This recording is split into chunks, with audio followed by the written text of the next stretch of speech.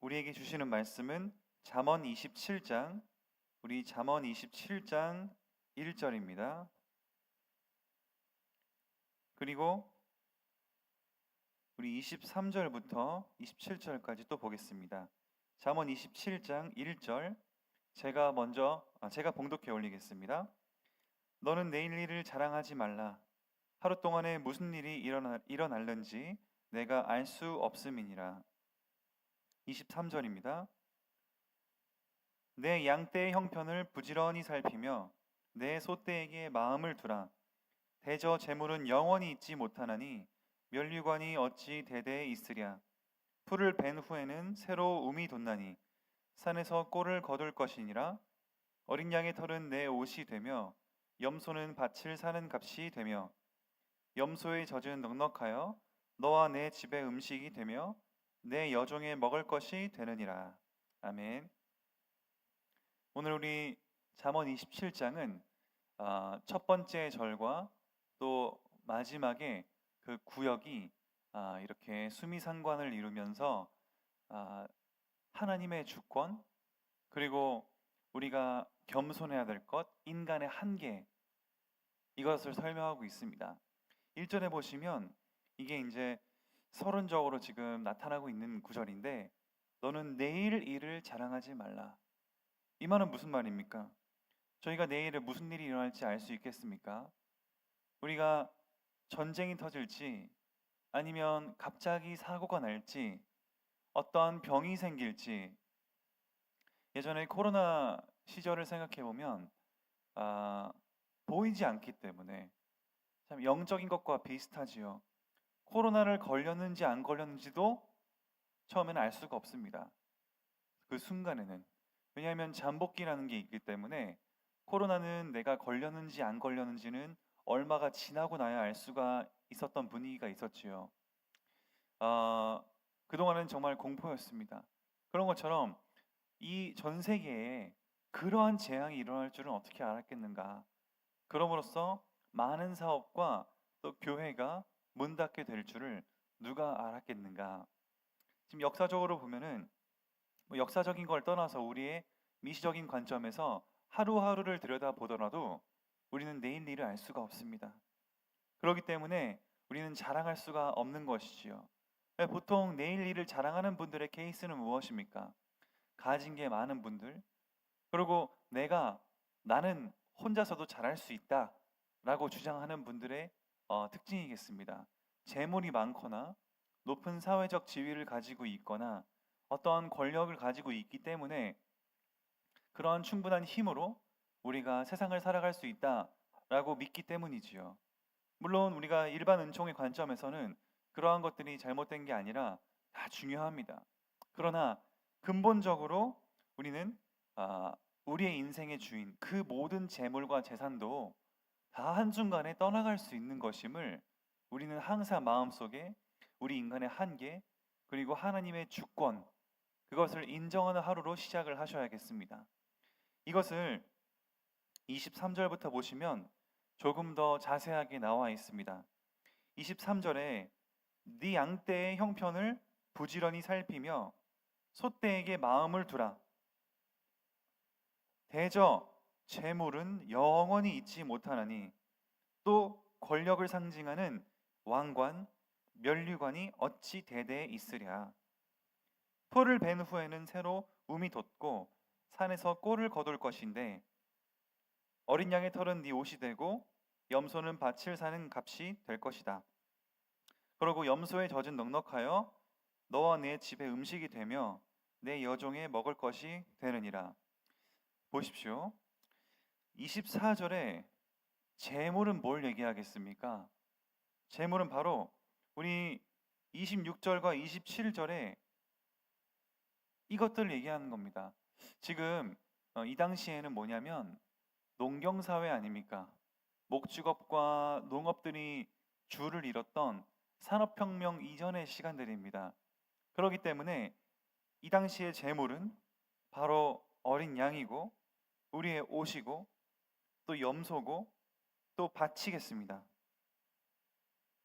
그리고 우리의 종들, 이렇게 있는 것이지요. 그 재물이라는 것이 지금 성도님들께서 공감하시기에는 산업혁명 이후기 때문에 다를 수가 있습니다만 여기서 본질적으로 얘기하는 것은 같습니다. 지금이야 우리가 산업혁명 이후에 기계가 발달됐기 때문에 이 어떻게 보면 입력하면 과학과 기술의 발전에 따라 우리가 어떤 데이터를 입력하고 우리가 움직이는 것에 따라 점점 더 예측 가능한 범위로 이 과학과 기술이 발전되지 않습니까? 그런데 지금 솔로몬 시대에는 그러한 기계가 없었고 산업혁명이 없었고 오히려 살아있는 생물들, 그러니까 뭐라 그랬습니까? 25절에 풀을 벤 후에는 새로 음이 나고 산에서 꼴을 먹을 것을 얻을 수 있을 것이다. 이렇게 얘기하는 것은 완전히 자연에서 우리가 모든 것을 얻는 것이었습니다. 자연과 그러니까 농경 사회 중심으로 이루어지는 그 자연 재물과 지금 산업혁명 이후의 지금 시기와는 뭐가 다릅니까? 자연은 예측이 불가능하다는 것입니다.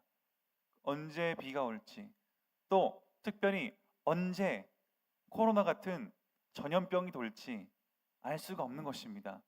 짐승들이 언제 갑자기 다음날 아침에 일어났는데 외부의 어떤 이 맹수들로 인해서 잡혀갔을지, 또 이 풀이 자라날지 말지, 산에서 먹을 것이 열매가 있을지 없을지.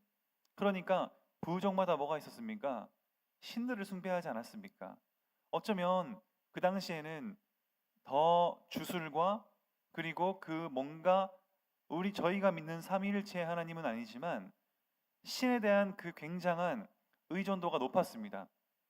왜냐하면 해놓고 뭐 밭에 우리 뭐 선조들은 막걸리도 뿌리고 뭐 이러면서 잘 되게 해달라고, 잘 자라달라길 바라는 마음에 어떠한 그런 것도 있었고, 우리 이 당시에도 마찬가지로 이 풍요를 상징하는 신, 그리고 비를 상징하는 신, 이런 어떤 농사의 신, 이런 것들이 있었던 것처럼 예측 불가능한 곳에 항상 신의 영역이 있었습니다. 그러니까 이들은 오히려 그런 어떤 뭔가가 그 어떤 신을 의존하고자 하는 그 마음이 있는데, 사실은 지금은 더더욱이 과학과 기술과 특히 의학이 발전됨에 따라 저희가 점점 하나님을 믿는 것이 어려운 시대라고 생각하실 수도 있습니다. 그러나 여전히 지금 같은 이 첨단의 시대에도 저희가 막지 못하는 코로나 같은 질병이 세계를 휩쓸었었습니다. 저희는 내일 일을 자랑할 수 있는 게 없습니다.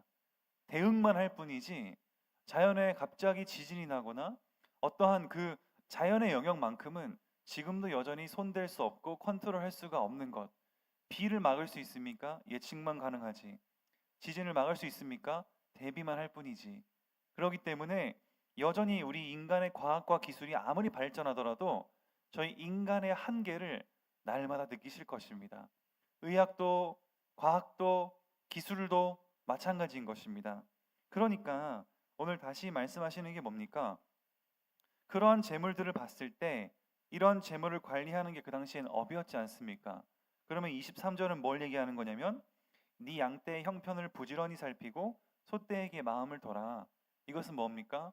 첫 번째로 우리에게 주어진 일, 직장, 우리에게 맡겨진 그 현장에 최선을 다하고 충성을 다하는 것입니다. 오늘도 우리의 삶이 그냥 또 하루에 어떠한 그 피곤하고 지루하고 그냥 어쩔 수 없이 또 보내야 되는 우리 하루가 아니라, 하나님께서 우리 인간의 한계를 알게 하시고 하나님이 주인된 우리 인생이고 하나님이 주인된 직장이고 하나님의 주인된 우리의 삶이 오늘 하루이기 때문에 우리는 오늘도 어떠한 일을 하든지 누구를 만나시든지 우리의 맡겨진 그 직장, 양떼의 형편을 부지런히 살펴야겠습니다. 그리고 소떼에게 마음을 둬야겠습니다. 많은 청년들도 그렇고 많은 분들이 이 직장 생활에서 타성에 젖어서 그냥 자리나 지키고 이따가 가야지라는 생각하시는 분들이 참 많은 것 같습니다. 그러나 하나님의 자녀는 그렇지 않습니다. 우리가 매일매일 똑같은 일상을 되풀이하는 것 같지만 하나님께서 주신 새 날이고 하나님께서 주신 오늘도 하나님은 분명한 계획을 가지고 우리의 삶을 인도해 가시기 때문에 나의 재물, 나의 양떼의 형편, 내 직장의 그 형편을 부지런히 살피고 나에게 직장에 마음을 둬야 된다. 라는 하나님의 말씀입니다. 그러면서 24절에 돈이면 단가 아닙니다. 재물은 영원히 잊지 못하고 우리의 어떤 그 이름도 영원히 잊지 못합니다. 명예도 영원히 잊지 못합니다. 그러면 뭡니까? 이 자라나게 하시고 키우시는 그 하나님께서 풀을 새롭게 벤 후에는 풀을 새롭게 키우게 하시고 또 산에서도 열매 맺게 하시는 것. 우리 사도 바울도 제자 비유할 때 그렇게 하지 않았습니까? 물을 주고 심고 물을 주는 것은 나와 아볼로가 하지만 키우는 것은 자라나게 하는 것은 하나님이 하시는 것이다. 저희가 절대 사람이나 어떠한 그런 자연의 움직임과 이 세계의 질서를 저희 마음대로 할 수 있는 것이 없습니다. 철저하게 하나님께서 주관하시는 것입니다. 그러니까 26절 7절은 무엇을 얘기하는 겁니까? 우리가 일용할 양식을 만족하고 저희가 가진 것에 만족할 수 있는 것, 그것이 우리 십계명다운 삶이고 예수님의 가르침다운 삶입니다. 내 이웃의 것을 남의 이웃의 아내와 집과 재물을 탐하지 말아라.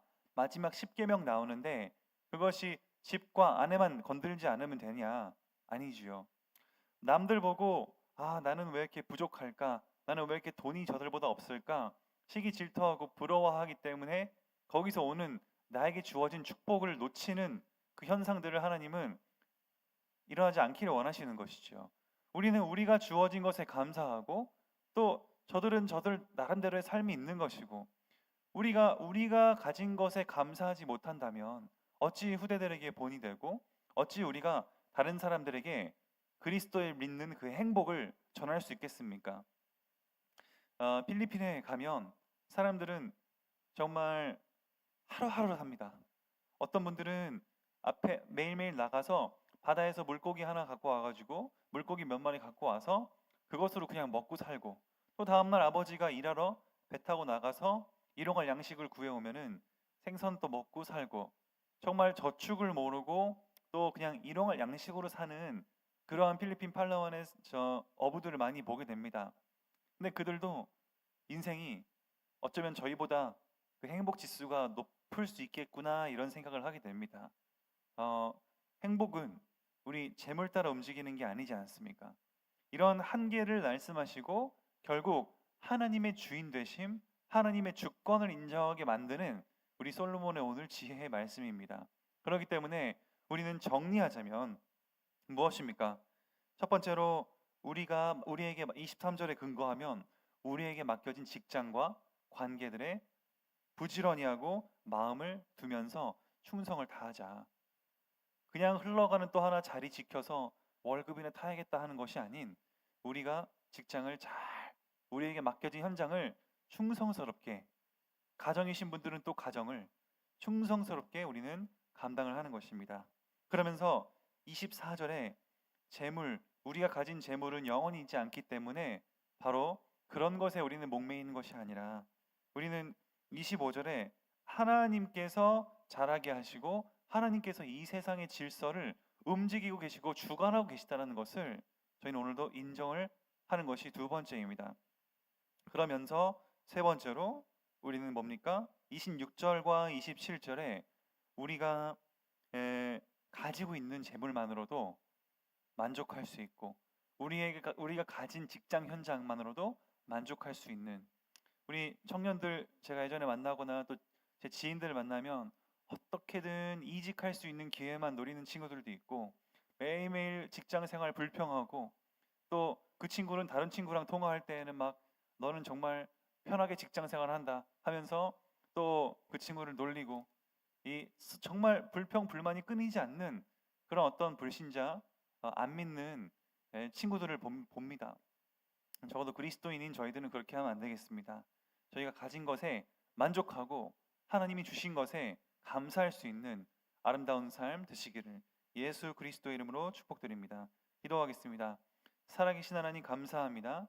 저희가 부족하고 연약해도 우리에게 감당할 수 있는 시험을 주시고 또 저희에게 딱 맞는 하나님께 주신 그 우리의 삶의 수준을 허락하신 줄 믿습니다. 저희가 이런 사라질 재물과 영광에 마음을 두지 않게 하시고 우리가 주어진 것에 감사하며 하나님께서 맡겨주신 일과 현장에 충성을 다할 수 있도록 주님께서 우리에게 은혜를 더하여 주시옵소서. 살아계신 예수 그리스도의 이름으로 기도드립니다. 아멘.